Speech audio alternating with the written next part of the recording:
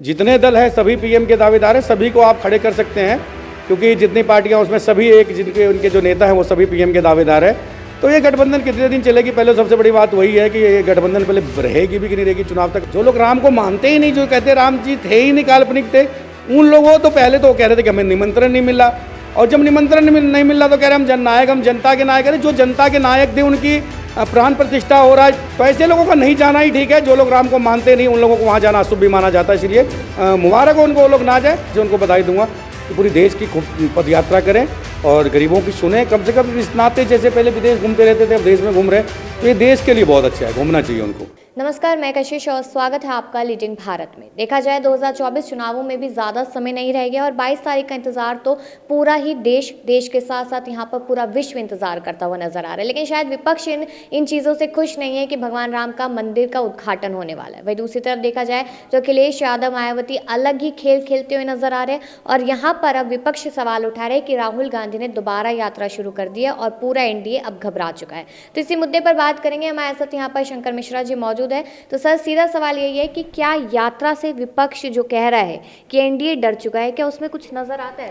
NDA कभी नहीं डरती और किसी के यात्रा से एनडीए डरने वाली नहीं है, क्योंकि राहुल गांधी जी ने पहले भी पूरे देश का यात्रा किया। क्या डर गए एनडीए? क्या कर लिया उन्होंने यात्रा करके? बता दीजिए कहाँ एनडीए घाटा हो गया, कहाँ डर गई एनडीए? तो हम लोग डरने वाले नहीं है, देश के प्रधानमंत्री डरने वाले नहीं है। और जितना भी इनको करना चाहे राहुल गांधी जी स्वतंत्र है, तो स्वतंत्र देश के नागरिक है और इनको जहाँ भी जाना जाए खूब करें। और रही कहाँ पे मना, हेमंत बिस्वा शर्मा जी ने अगर मना किया है तो किसी सुरक्षा रीजन को देख के मना किया होगा कि भाई राहुल गांधी जी एक बड़े नेता हैं, तो इसलिए सुरक्षा रीजन को देख के कुछ ना कुछ वहाँ कहा होगा। इसलिए मैं उस पर ज़्यादा टिप्पणी नहीं करूँगा। लेकिन एनडीए कहीं नहीं डरती है, एनडीए हमेशा चुनाव के लिए तैयार रहती है और राहुल गांधी जी को जितना यात्रा करना है अच्छी बात है। देश को कम से कम भारत को अपना समझने लगे हैं। अब इतना इटली का दौरा नहीं करते, देश का दौरा कर रहे हैं, ये बहुत ही ज़्यादा उनके लिए अच्छा है और देश के लिए भी अच्छा है कि वो देश हित में कम से कम यात्रा तो कर रहे हैं। लेकिन अभी भी कहीं ना कहीं राहुल गांधी ने कहा था कि उन्हें पीएम नहीं बनना। कांग्रेस भी कह रही है कि हम पीएम का चेहरा नहीं बताएंगे। लेकिन फिर भी जनता के सर्वे के हिसाब से देखा जाए तो राहुल गांधी वर्सेस पीएम नरेंद्र मोदी ही देखा जा रहा है पीएम पद के लिए। नहीं, पीएम के रेस में तो कोई भी आ जाए और मोदी जी के अगल बगल भी कोई खड़े नहीं है। ठीक है, आप किसी को भी, इनमें से जितने दल हैं सभी पीएम के दावेदार हैं, सभी को आप खड़े कर सकते हैं, क्योंकि जितनी पार्टियां उसमें सभी एक जिनके उनके जो नेता हैं वो सभी पीएम के दावेदार हैं। तो ये गठबंधन कितने दिन चलेगी, पहले सबसे बड़ी बात वही है कि ये गठबंधन पहले रहेगी भी कि नहीं रहेगी चुनाव तक। अभी सीट बंटवारे को लेकर इनके अंदर इतनी बड़ी खींचतान होगी कि हमें नहीं लगता कि ये गठबंधन कैसे रहेगी। लेकिन ठीक है, इनको मुबारक हो, प्रधानमंत्री बनने का सपना है वो देखते रहे, अच्छी बात है, सपना अपना है और देखना चाहिए। और 2024 में देश के प्रधानमंत्री माननीय श्री नरेंद्र मोदी जी बनेंगे, इसमें कोई शक नहीं है।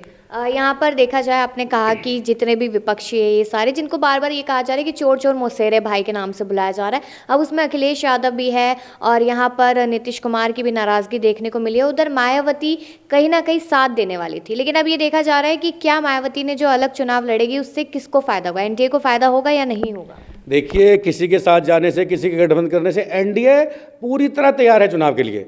इस बार 400 पार, इस बार 400 पार का नारा है, क्योंकि 303 तो पहले ही थी और इस बार हमारे जननायक श्री राम जी का मंदिर बन रहा, तो मेरे हिसाब से 101 उनको गिफ्ट होना चाहिए राम जी को, और 401 एनडीए का इस बार कम से कम होना चाहिए सीट और आना चाहिए। और देश का मूड देख के लग रहा है कि इस बार 400 प्लस आएगी।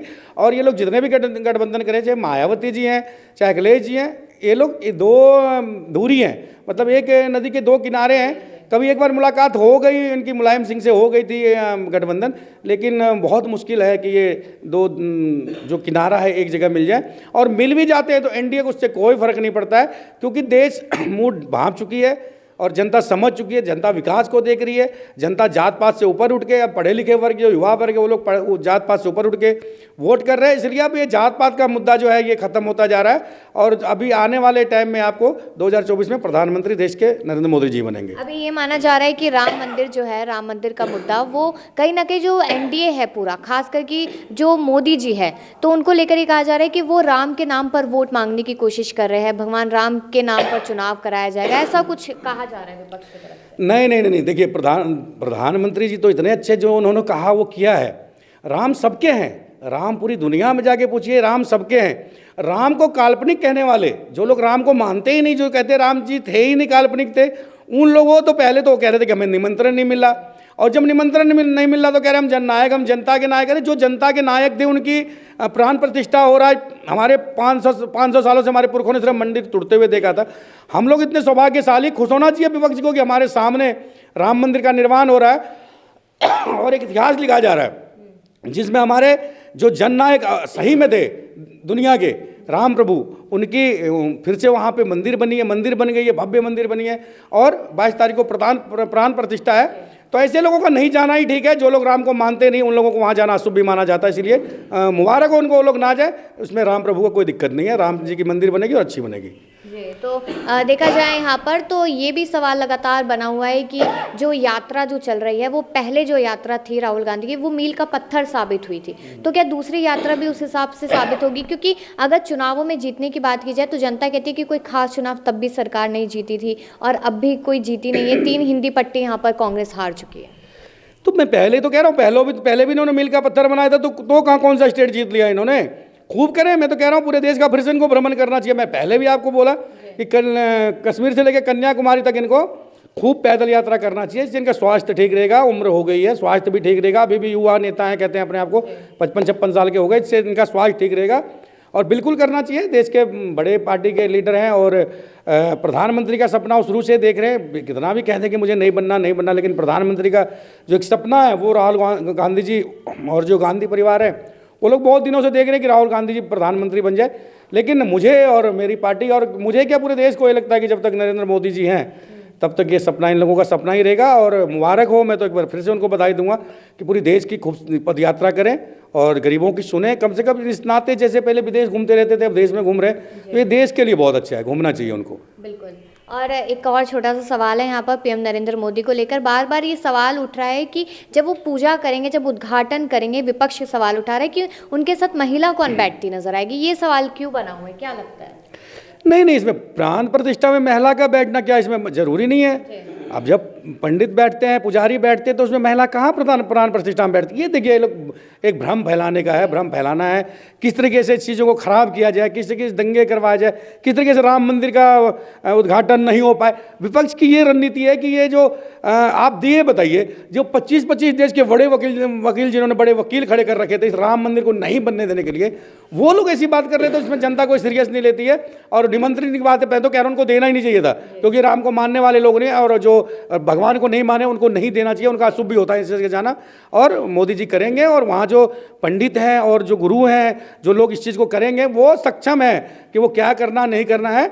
इनको सिर्फ मोदी जी पे कटाक्ष करना है और करने दीजिए। जितना ये मोदी जी पे कटाक्ष करेंगे मोदी जी उतना ही आगे बढ़ते जाएंगे और राम प्रभु की उन पर कृपा है। जो भी मोदी जी ने बोला है देश के लिए वो उन्होंने करके दिखाते जा रहे हैं। यही एनडीए सरकार की सबसे बड़ी जीत है और इसी के नाते भी जीतती ही रहेगी एनडीए सरकार।